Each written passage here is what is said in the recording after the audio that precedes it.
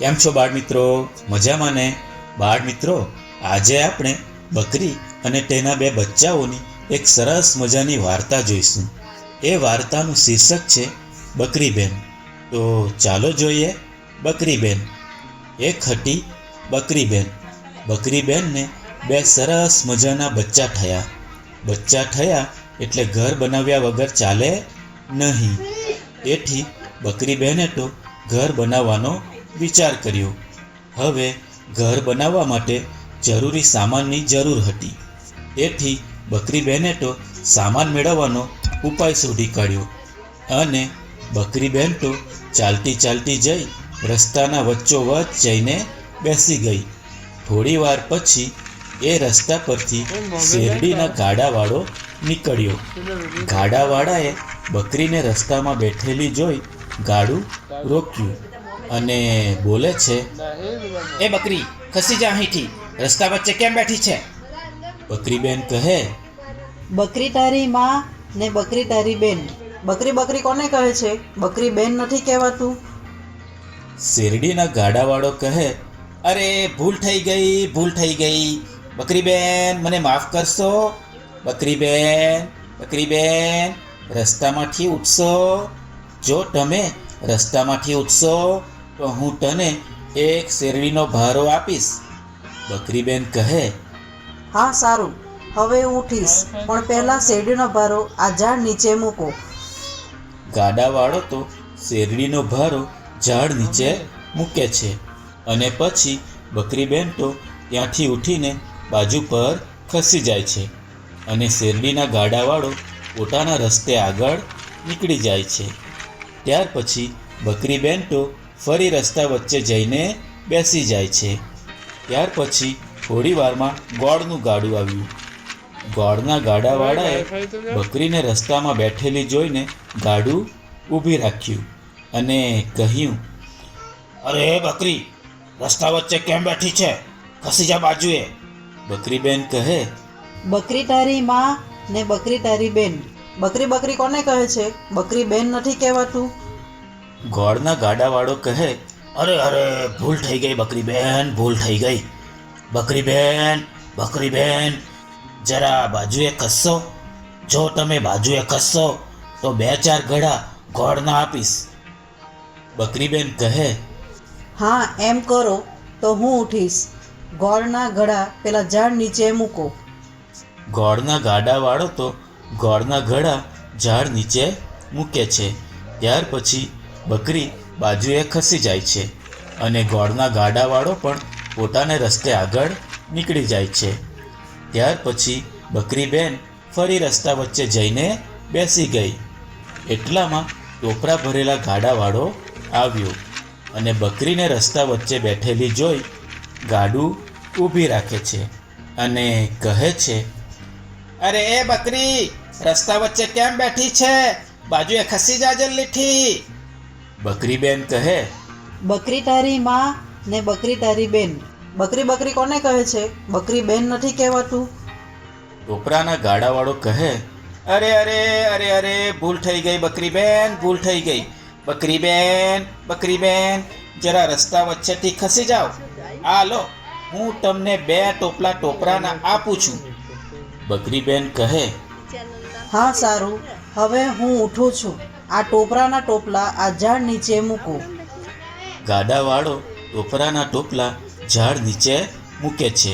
ત્યાર પછી બકરીબેન રસ્તા વચ્ચેથી ખસી જાય છે અને પછી ટોપરાના ગાડાવાળો પણ પોતાને રસ્તે આગળ નીકળી જાય છે. ત્યાર પછી બકરીબેને તો એ બધો સામાન ભેગો કરી ઘર બનાવવાનું શરૂ કર્યું અને ગોળની ભીંટો બનાવી, શેરડીના દાંડા કર્યા અને છાપરા ઉપર ટોપરાની વાટકીઓ ગોઠવી નળિયા નાખ્યા. ઘર આખું બની ગયા પછી બકરીબેન તો બચ્ચા પાસે જાય છે અને કહે છે, ગોર કેરી ભીટલડી ને શેરડી કેરા દાંડા, ટોપરીએ ઘર છાયા બચ્ચા, ચાલો એમાં રહીએ. બચ્ચા તો માની વાત સાંભળીને ખુશ થઈ ગયા અને બોલ્યા, ગોળ કેરી બીટલી ને શેરડી કેળા દાંડા. ઉપર એક જ છાયામાં ચાલો એમાં રહીએ. અને પછી બકરીબેન અને એના બે બચ્ચાઓ એ ઘરમાં રહેવા જાય છે. રાત પડતા બચ્ચાઓ અને બકરીબેન નિરાંતે ઊંઘી જાય છે. બીજે દિવસે સવાર પડતા બકરીબેન તો ચરવા માટે જવાના હોય છે. એથી બચ્ચાને સમજાવતા કહે છે, બચ્ચાઓ, હું ચરવા માટે બહાર જાઉં છું. થોડી વારમાં આવી જઈશ. તમે બારણાની કડી અંદરથી મારી દેજો અને કોઈ પણ આવીને બારણું ઊંઘાડવા કહે તો ઊંઘાડશો નહીં. હું આવીને કહું તો જ બારણું ઊંઘાડજો. બચ્ચાઓ કહે, સારું માળી, અમે એમ જ કરીશું, પણ તમે જલ્દી આવજો. હા સારું બચ્ચાઓ. એમ કહી બકરીબેન તો બારણું બંધ કરી ચરવા માટે નીકળી જાય છે. સાંજ પડતા બકરીબેન તો ચરીને પાછી ઘરે આવે છે અને પછી ઘરના બારણા ખખડાવે છે. અંદરથી બચ્ચા બોલ્યા, એ કોણ છે? બકરીબેન બોલે છે, કોર કેરી ભીટલડી ને શેરડી કેરા દાંડા, ટોપરીએ ઘર છાયા બચ્ચા બારણા ઊંઘાડો. બચ્ચાઓ તો તરત જ માનો અવાજ ઓળખી જાય છે અને સમજી જાય છે કે માં આવી છે. એટલે તરત જ બચ્ચાઓએ તો બારણું ઊંઘાડ્યું અને પછી બચ્ચાઓ તો તરત જ માને ભેટી પડે છે અને બકરીબેન બચ્ચાઓને વહાલ કરવા લાગે છે. આવી રીતે રોજ બકરીબેન તો ચરવા જાય અને પાછા ઘરે આવી બારણું ખખડાવી બચ્ચાને બારણું ઊંઘાડવા કહેતા. આ બધું ઝાડીઓમાં છુપાઈને એક વાઘ જોતો હતો. રોજની જેમ એક દિવસ ફરી બકરીબેન તો બચ્ચા પાસે અંદરથી બારણા બંધ કરાવી ચરવા માટે જાય છે. વાઘ તો આ લાગ જોઈને બકરીના ઘર પાસે પહોંચી જાય છે અને બારણા ખખડાવે છે. અંદરથી બચ્ચા બોલ્યા, એ કોણ છે? પણ વાઘને બકરી બહેન જેવું બોલતા આવડે નહીં. વાઘ બોલવા જાય છે તો એના મોઢેથી નીકળી જાય છે. બચ્ચાઓ તો તરત જ સમજી જાય છે કે આ અમારા માં નથી અને બચ્ચા બોલે છે, જે હોય તે જતા રહો અહીંથી. તમે કઈ અમારી માં નથી. અમારી માં આવીને બોલશે તો જ અમે બારણું ઉગાડીશું. વાઘભાઈ તો આ સાંભળી સમજી જાય છે કે આ બચ્ચા બારણું ઊંઘાડશે નહીં. એથી એ ત્યાંથી છાનો માનો નીકળી જાય છે. ત્યાર પછી સાંજ પડતા બકરીબેન તો ચરીને ઘરે આવે છે અને બારણું ખખડાવે છે. બચ્ચા કહે, એ કોણ છે? એ કોણ બાળું ખખડાવે છે? બકરીબેન કહે, કોર કેરી ભીટલડી ને શેરડી કેરા દાંડા, ટોપરીએ ઘર છાયા બચ્ચા બારણા ઊંઘાડો. બચ્ચા તો પોતાની માનો અવાજ પારખી જાય છે અને તરત જ બારણું ઊંઘાડે છે અને માને ભેટી પડે છે અને બકરીબેન પણ બચ્ચાઓને વહાલ કરવા લાગે છે.